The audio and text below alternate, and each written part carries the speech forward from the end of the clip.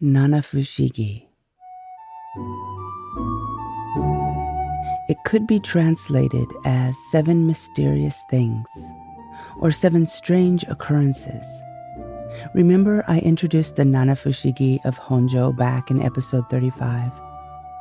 One of the 7 was about a giant hairy foot stomping through a roof and demanding to be washed. Then, in episode 36, I talked about that there were 7 weird happenings in my area too. Inshu no Nanafushigi. And I introduced the Yonaki Ishi, the rock that cries at night. If you haven't listened to those, no worries. You can listen to this one, then go back and check those 2 out. All of the Nanafushigi episodes are standalone, so you won't be lost. Well, in today's show, we're going to learn about the second weird happening in my prefecture. It's in a small town called Makinohara, and it's called Koumare Ishi. I'm having trouble translating this. You kind of need to hear the story to understand what it means. For now, just know that Ko means child, Umare means to be born, and Ishi is rock.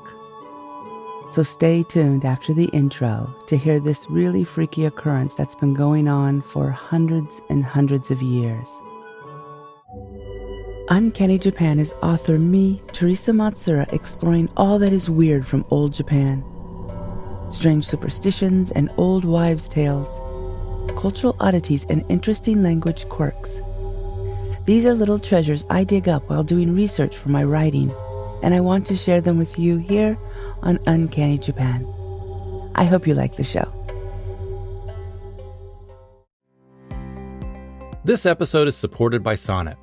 Listening to podcasts shouldn't be hard, but so many podcast apps on Android are cluttered and confusing. With its modern, clean design and extremely user-friendly interface, Sonnet makes it easier for those on Android to discover new shows, listen, subscribe, and get notified of latest episodes. Best of all, it's free. Click on the link in the description to listen to Uncanny Japan on Sonnet. Let me set the scene. The very moment that this mysterious Koumare Ishi, child-birthing rock, Nanafushigi, was, pun intended, born.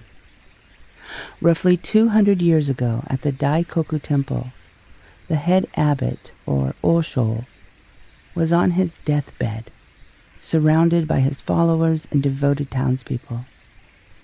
With his last words, he made a prediction. It went something like this. When I die, a stone will be born from the cliff that runs alongside the river behind the temple. After the stone falls, fetch it and treat it as you would me. The Osho then passed away peacefully.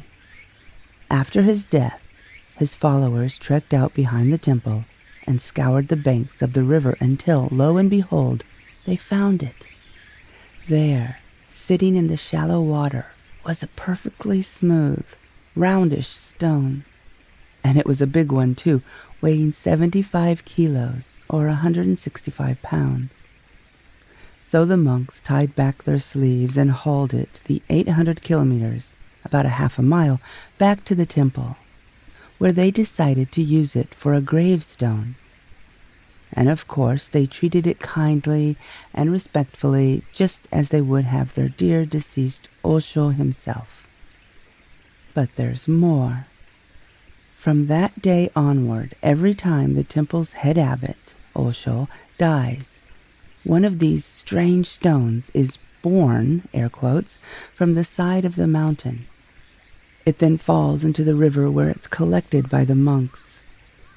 To date, there are 28 stones, all gathered at the Daikoku Temple, where they act as headstones for all the past head abbots. Now, a little about the shape of the rocks. Some places, I read that they were perfectly round, while in other places it said they were eyebrow-shaped or gourd-shaped, which are 2 different things entirely. I wanted to make the trip to the temple and the river anyway, to get this cool binaural background sound for you guys, and to take some photos and videos for my patrons. But I also wanted to get to the bottom of exactly what shape these strange stones are. Are they perfect spheres, or are they gourd-shaped? So I visited both places early in the morning, and I can tell you that the short answer is both. The long answer is, all the rocks at the temple, the ones that are being used as gravestones, are gourd-shaped, or better, peanut-shaped. While, when you go to the actual river, it's kind of littered all around the area with these perfectly round stones. The one that is currently being born from the side of the mountain looks to be round too, but that's hard to judge because of the angle. If you look at a gourd or a peanut head-on, it looks round too. Anyway, like I said, there are 28 rocks at the moment, and they're all slightly different in size and shape. I'll put a photo up on the Uncanny Japan website if you want to go and see exactly what they look like. But something interesting about their sizes. The belief is that if the Osho was strong and wise and well respected, the mountain gave birth to a great big stone. If, on the other hand, the head monk was weak and not well liked, the rock is smallish. So these things just don't pop out overnight. It takes a while for them to appear and slowly make their way out of the mountain to plop into the water below. When the people in town see the beginning of a rock being formed, they know that the current Osho is approaching the end of his life. So I wonder how the abbot feels about that. Maybe he doesn't want to go just yet. I was having that thought when I read the next story, and that exact thing happened. Many, many years ago, one of the abbots saw a new rock being born and thought to himself, not so fast. He snuck over and pulled the stone from the earth, carried it to a faraway mountain, and threw it away. There, problem solved. But not so fast. The next day when he went to look, the rock had returned to its original place, and he died not too long after when the mountain decided it was time. Let me share another story. This one quite disturbs me. Again, many, many years ago, there was an Osho who suddenly fell ill. He was around 50 years old, much too young to die. However, he had a very serious disease and grew so sick that he could go at any day. All the townspeople and all his followers came to sit around his bedside and pray and wish for his recovery. He was an extremely popular and well-loved monk. It was during one of these sessions that the youngest monk got an idea. If I run down to the riverside, I can see if a rock is being born. That will let us know how close our beloved Osho is to dying. So the young man hurried over and found that indeed there was a stone on the verge of falling from the mountainside. Oh no.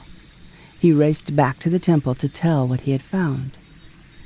"Dear Osho," he said, "I went down to the river to look, and I found that there is a stone just about to be born." The very sick Osho opened his eyes and smiled at the young monk. "Is that so? Well, how about I give it to you?" "Eh?" the young monk said as he made a strange face. After that, day by day, the Osho got better and better, until he was strong, ruddy, and full of life again. However, at the same time, the young monk began to feel sick. He got progressively worse, and it wasn't long before he was bedridden himself.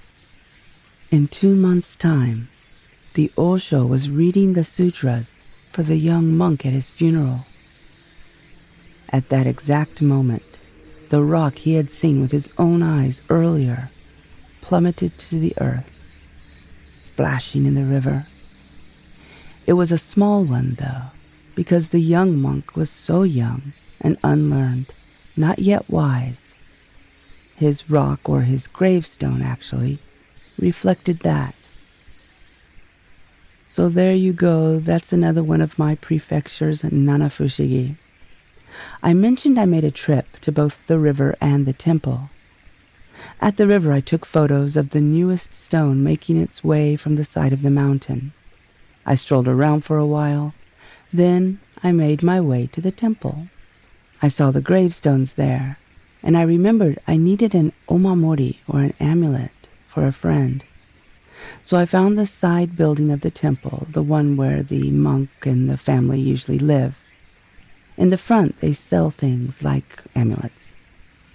While I was talking to the woman who sold them, this really old monk, I don't know, probably in his late 70s or 80s, came tottering down the hall. He was really adorable, wearing a mask, had a neat cane, and he's really excited to see me, asking where I was from and that he really liked my camera and what kind it was. We talked for a bit while he was putting on his shoes to go somewhere. It wasn't until I got home that I put two and two together. That stone I saw at the river, that was his stone. And it was like more than halfway poking out. And the Osho I met was so incredibly kind and just this gregarious guy. I'm guessing the woman who sold me the amulet was his daughter or daughter-in-law. And as I was leaving, her son came out too. So I kind of met the Osho's grandson, daughter, daughter-in-law, the whole family. I know it's just a rock and a legend, but I got this weird, sad feeling inside when I made that realization. But like I said earlier, the rock now, it's only about halfway out. And I don't know how long it takes for these things to fall. Maybe 10, 15, 20 years to get all the way out. So in that case, I guess it's not a sad thing at all. Okay, that's all for today. Nanafushigi, 7 mysterious occurrences, or something like that. Please go back and listen to episode 35 and 36 if you want to hear other Nanafushigi. And if you would like to see some photos of the river where the current stone is sticking out and the gravestones of past head monks, they're going to be up on the Uncanny Japan website. Patrons, I'm going to send you a video and probably a lot more photos. Thank you so much for listening. Everyone stay safe, and I'll talk to you again in 2 weeks. Bye-bye. You've just reached the end of another episode of Uncanny Japan. Perhaps you'd like more. A monthly folktale translated and retold by me. The occasional binaurally mic'd soundscape like the ones you hear on this show. Or recipes, behind-the-curtain episodes, homemade postcards, and more. If you're interested in that or supporting the show in any way, please search for Uncanny Japan and Patreon. We've got a wonderful group over there. Thank you again for listening, supporting, reviewing, and telling your friends about the show. My name is Teresa Matsura, and I will talk to you again soon. Hey, this is Rich Pav. I'm at the Koumare Ishi, and I just came here to pick up our recording device. And this is the weirdest thing. Listen to this. I'm listening through the headphones that are attached to the mic, so the headphones are actually more sensitive than human ears. But I'm gonna walk, right?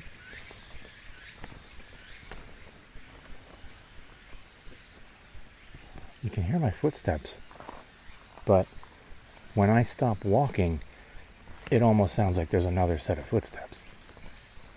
And if I take the headphones off, you can't hear it, but put it on, you can really hear it.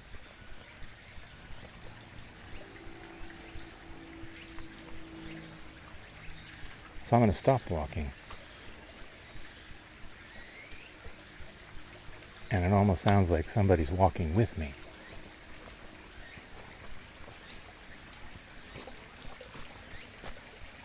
And Terry's not here. There's nobody here, it's just me.